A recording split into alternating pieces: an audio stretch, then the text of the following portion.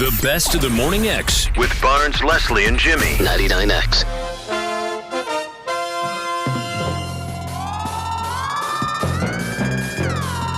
It's the Morning X, Barnes, Leslie, and Jimmy. Please say hello to Erik Estrada and Larry Wilcox. They're in the house. Yay! I'll tell you what, guys. Good morning. Adam 12 was one of my favorite shows. You like that? Same here. Loved it. You were great. I like Marty Melton. You know, this is so cool. I loved Thank you. Chips. Now there's A a little lady. nostalgia setting in back there. Oh, this is great. This is great. Do you guys, you're on this promotional tour now, but Right. do you have any kind of basis where you normally would hang out or see each other? Well, you know, when we go dancing. You like to slow dance together? Yes. You guys stay away from each other for a while after the show and then gradually come back? I mean, Yeah. you know, working so much together that much, and then it ends. You guys want to get into the shit of it, don't you? This morning. Let's do What? it. Erik, we're only 45 seconds into Into the what of it, interview, Erik? and we're already never. To the shit of it. Everybody likes to hear Erik, about easy. the fight. Easy. the It's a word. hassles. S-H-I-D-I-V-I-T. Actually, now wait a minute. Now wait hang on a second. All right, we heard you. You know what? Let's It's see. frankly, It's up I to know, but see- 15 grand now. Just Okay, keep it we've going. got it. But see, we still have to. We still care about being employed here after you leave the studio this morning. Oh, okay. Well, I think me and Larry are sick and personally tired of people getting to it. Getting to what? Well, you may be tired, but we've never Wait met a- you before. Well, hold on. Getting tired of what though? I missed something. I did too. All I think he asked was- asking about if they're tired of each other, I guess. I mean, you guys were partners for a lot of years, Yeah. and the question was, do you guys see each other Kind of an obvious socially? question for someone you just met.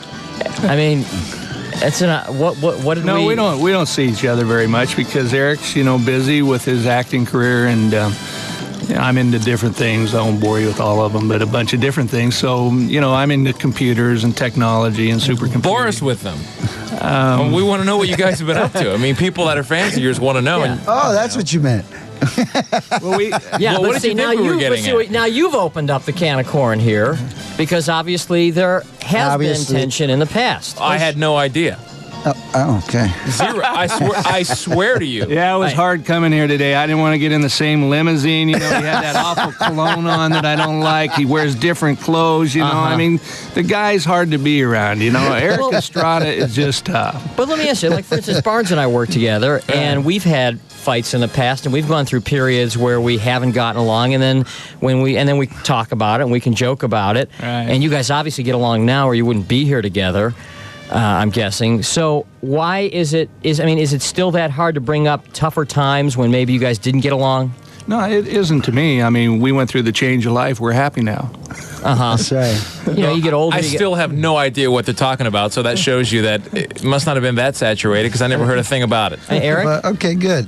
Well, he's producing now, and he's just produced this film for kids. What is it? The Chips, Little Chips, Little CHP. Yeah. Little CHPs, and It's like a motorcycle safety thing or what? No. Soft porn. It's actually three little kids that cruise want to be. Want to be cops? I'm teasing you. It's the little kids that want to be motor officers, not unlike Jon and Ponch. And we use John Schneider from Dukes of Hazzard, and Ron Mazak from Murder, She Wrote, and Robert Pine from Chips. And Erik, we were going to actually use Erik, but he was actually filming something else, so he wasn't available. But anyway, it's one of the shows we produced. And then we produced a series for 5 years called Ray Bradbury Theater, which was all of Ray Bradbury's short stories. And I did that in New Zealand, Canada, Australia. You don't act at all anymore? Not very much, I mean, I do a little bit. Honestly, the acting life for me, anyway, is up and down, and actors, present company excluded, many times actors come in and act like, they're the major star of the century, and in most cases, Erik's never acted like that. No. they haven't worked in a year. So, in my case, I had to acclimate, and resilience is about survival. Did you find yourself typecasted after Chips? Yeah, to a certain extent. I mean, a lot of people ask, is that typecasting with Jon Baker? Jon Baker was Billy Bland, so he didn't say much. He basically was a straight man for Erik's character, which was much more flamboyant and from my perspective, more entertaining. So what happens because of that is the two things happen: is they haven't seen you before, or they think that you can't act. And without wallowing in all that self-indulgence. You either acclimate or you don't. So I bet people came up to you guys like at a convenience store and thought you were really a cop back in the day. Yeah, a lot of people would. Yeah, I wouldn't doubt it. That Sir? would happen to us. That would happen to us. Here's a question, Erik. Have you ever gotten a speeding ticket in your life? Oh God, 2 as a matter of fact. 2. Your whole. I mean, but versus how many times that you have been let off? 18. A few. No, I've gotten Quite a left. few. I got let go quite a few times, but I earned 2 tickets during the time that the first one came. During the time I was on my way to work at 6 in the morning going to PCH, and I know you remember this because by the time after I got busted by a CHP on Pacific Coast Highway, 15 minutes or less. By the time I got to the base camp where everybody set up to shoot for the day, everybody knew about it as soon as I drove in. Really? Because this guy They went over the radioed airwaves. back. Yeah. It's on the AP, I'm sure. And then there was another time, years after Chips, I was doing this low-budget movie outside the United States in Mexico, and I was released early, and I wanted to get home. I didn't want to wait overnight, sleep at this hotel to catch a plane the next day. So what I did was I rented a car, and I was driving about 104 in the morning, going through Calexico, Mexicali, before I hit San Diego. And it's pretty all desert, you know. And there's one single lane, and it's all desert, and I was doing 104 about 4 in the morning. All of a sudden, I see the reds behind me. So I pull over, and the cop comes over to the window, and he looks in, and he goes, and he Says, "Oh." He said the same thing I said when first word out of my mouth this morning. Oh, you mean the word that you said 5 times? Yeah. Yeah. Okay. S-H-I-D, Right, shit. okay, yeah. Yeah. Yeah. And he says, "Do you know how fast you were going?" I says, "Yeah, I was going 104." And he says, "Well, I clocked you at 103." I says, "Yeah, I added another speed on the pedal just to get away from you." And so he wrote me up. And then I go into traffic school, and it just so happened in traffic school that Seeing Erik Estrada in traffic school was just a interesting visual. What made it funny was that the officer in charge of the class was Jerry Schlung, who's a LAPD motor officer, and he used to work traffic control on the set for us for the years that we filmed. Small world. Yeah, I can see you in the back of traffic class with the shades on, with a variety in your hand, teacher's up there, you're reading scripts. He stuck me in the front seat, up in front. We had a lot of fun with me that week. You guys, you guys were at the height of Chips. I mean, this was in the 70s, and it was a whole different scenario. I mean, because I had been on that set. This was back when I lived there. I was an extra a few times. And Erik said to me off air, I told him I was an extra on Chips a couple times. He said, "Really, did we hang out? Did we talk to you?" I said, "Yeah, right. Erik, come on. You talked to women and women only back then. I mean, come on." Those stories are legendary. But the 70s was a pretty interesting time in this country. That's what I'm saying. And back then, you could do stuff, and it was more acceptable to get away with doing stuff than, let's say, if you were that. Now, I mean, you must look back then at then and say, "Holy cow, what a time that was." It was a great time. I mean, you were the man. You and Travolta were like the 2 dudes. Well, it was post-Vietnam, pre-crack, pre-AIDS, and it was beautiful music, great funny clothes, and long hair, and a lot of dancing and free love. And then, being on a show that was very popular. And if you're Ponch, you're getting all of that. I think Jon probably got his share too. I'm It's sure. just that there were always these stories that made their way around about Estrada is tough to work with. He's this, he's that. There we are, getting into the shit of it. All right. Well, the question is, That's when you cool, look go ahead. back. When you look back at maybe how you were in the 70s, because we all look back at how we led our lives earlier. Do you think to myself, man, I was this or I was that, or I would do this differently or that differently? I mean, you think you've mellowed it all? Do you think you? I've always been mellow. The only thing is I defend myself, that's all. I had acquired 25% of the Chips show, and the rumors came out of mostly that because I took on MGM like no other actor ever did before, who owned a piece of a show. Always ended up on... Actually, I was blacklisted for 8 or 9 years after Chips. Because of that. Is that right? Yeah, because of that. And Because of you having a quarter of it? No, because I took them on when they sold for syndication before it became... Before Turner owned it. Golden West Broadcasters owned it, which was Gene Autry. And because they made a purchase of it for a 10-year syndication run at 75 mil. And then when I just finished watching the night before, I went in to see David Beagleman at MGM, who was running the studio. I just watched James Gardner, who used to do Rockford Files, and he was on the set all the time, and he co-produced it. And he was it took him an 11-year fight with Universal Studios to get a dime from his net profits participation. Well, didn't they say at one point that the Rockford Files never showed a profit? Right. The show was on for like 10 years. You know, I didn't want to take 11 years out of my life to prove what James Gardner proved that there was, and you know, and he got his money. But I went in just before these guys started. As soon as they made their sale, I went in and I got into a big hassle with MGM and David Beagleman. He kicked me out of his office. He called me a spick, and that was all she wrote. Isn't that wild? He was blacklisted for trying to get something that you already owned. And nobody knows that. That was never put out. Nobody knew that, and I had to live with that. And one of the stipulations when they came back and settled was that I was not to mention anything about it. And for the record, Beagleman was a crook. And there was what was the name of the book that was written about him? Indecent Exposure. Indecent Exposure. Great book. Great inside Hollywood book. Larry, did you own any of the show? No. Why? Well, we didn't. Erik had a almost fatal accident at that time, and between the accident and some other things that happened, he was involved in some litigious action. So I wasn't involved in that. So no, but I mean, why did you not get a piece of that show? I don't remember how the litigation took place and what was the response of his litigation, but it was directly or indirectly related to that. So I held him over. Was there must have been a little jealousy at some point? Jealousy? Or it must have driven a little, and I'm not trying to get into anything. If I came to work and he owned 25% of the show, I'd tell him to go screw himself. It would be a natural thing if two people who are co-stars of a show and one of them all of a sudden became part owner.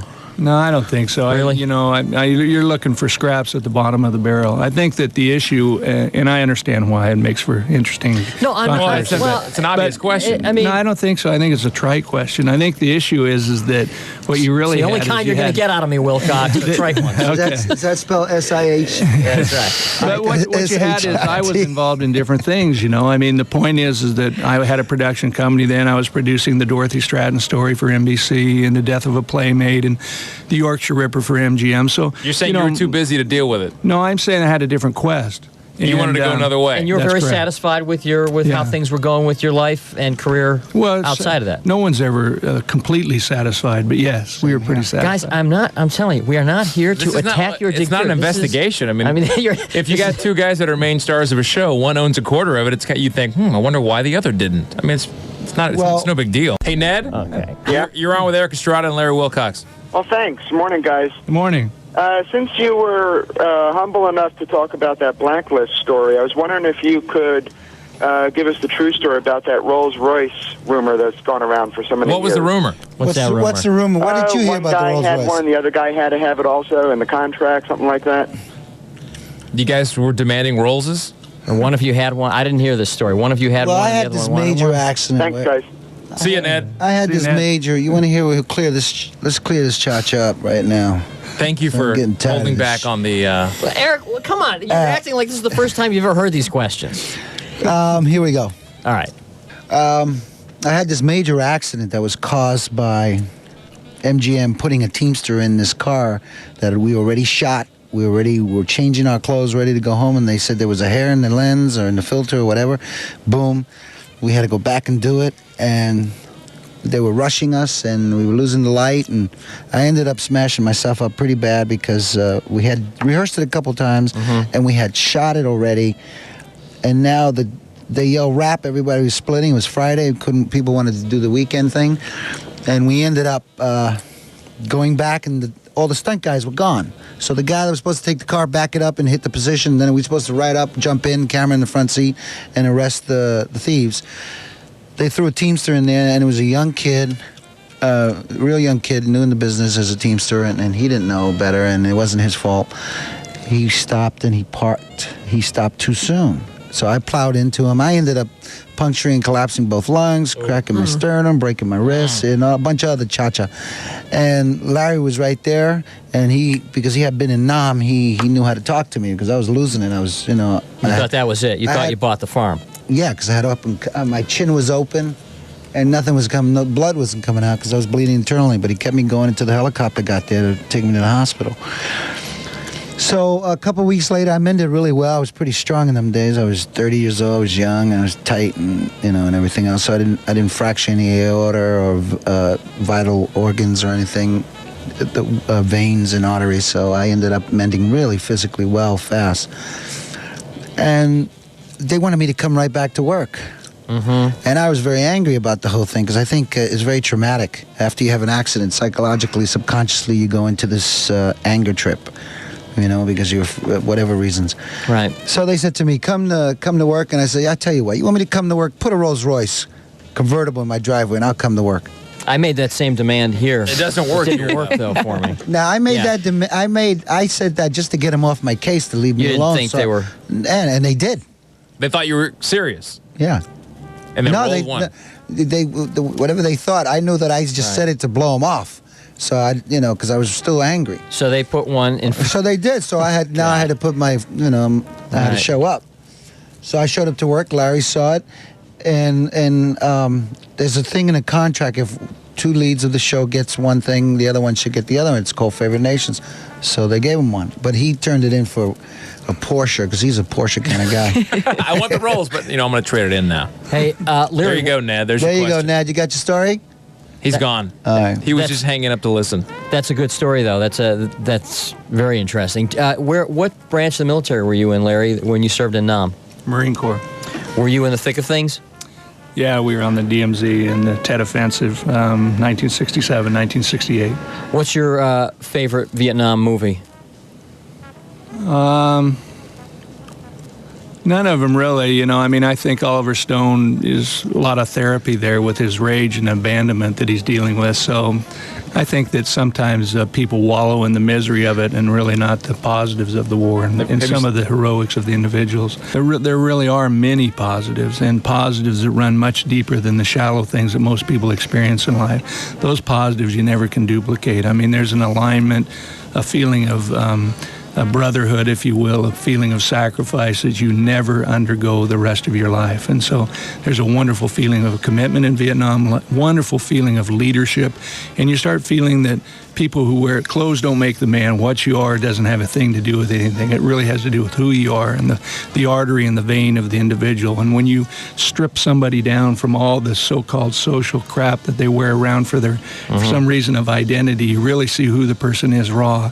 And in Vietnam, you saw some just beautiful human beings. I think the carnage is what most people probably had a little bit of a problem with, but yeah. I know what you're saying. Hey, Jeff? Let's take some questions. Yeah. Jeff, you're on with Larry Wilcox and Erik Estrada. Hey, Erik. How you doing? I'm all right, Jeff. How you doing?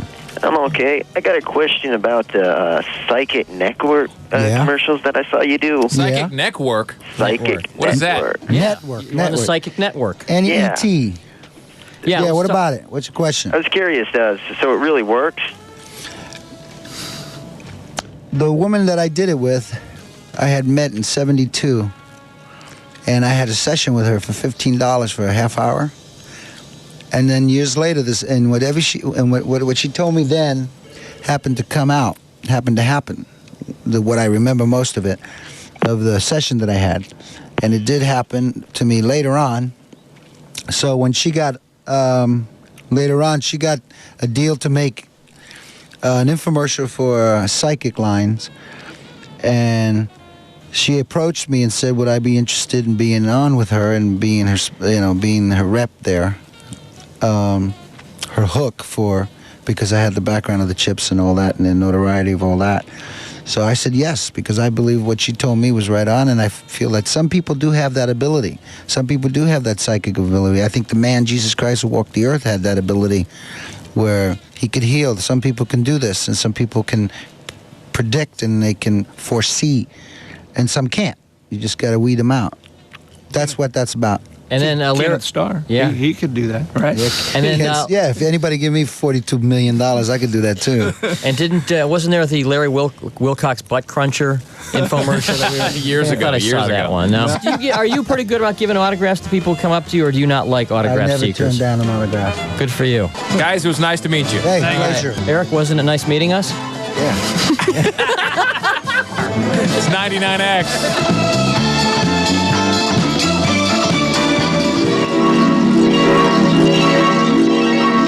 Hey, Crash, did you hear Ponch and John? As I did, yeah. Okay, here comes. Okay, this is the post-mortem. Let's do the post-mortem. Okay, so they walk in here. This was First so of all, funny. They're in separate limos, first of all. I can't believe they are in separate limousines. Todd, the butler, just came Todd, back to say that they were confirmed? both in split up in separate limos.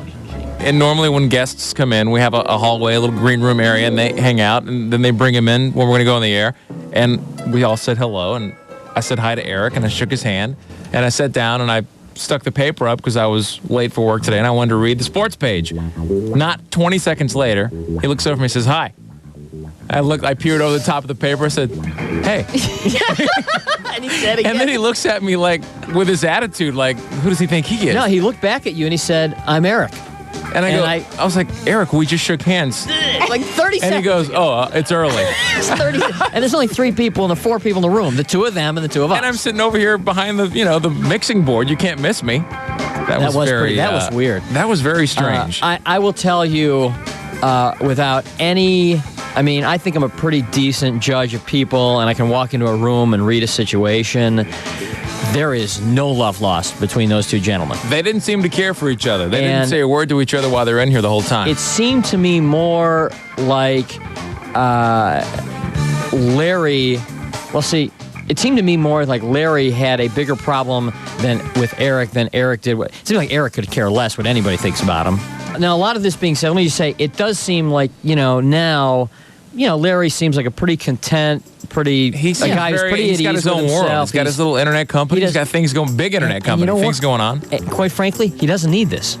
He's doing it because it's a kick, and maybe it's fun, and maybe he's making money on it. But how can you be so angry about, just life, and you come back to do the chips thing, though, and you don't want to talk about it? Well, I don't think he's angry. What are you talking about, Erik Estrada? Yeah. I don't think he's angry. What is it then?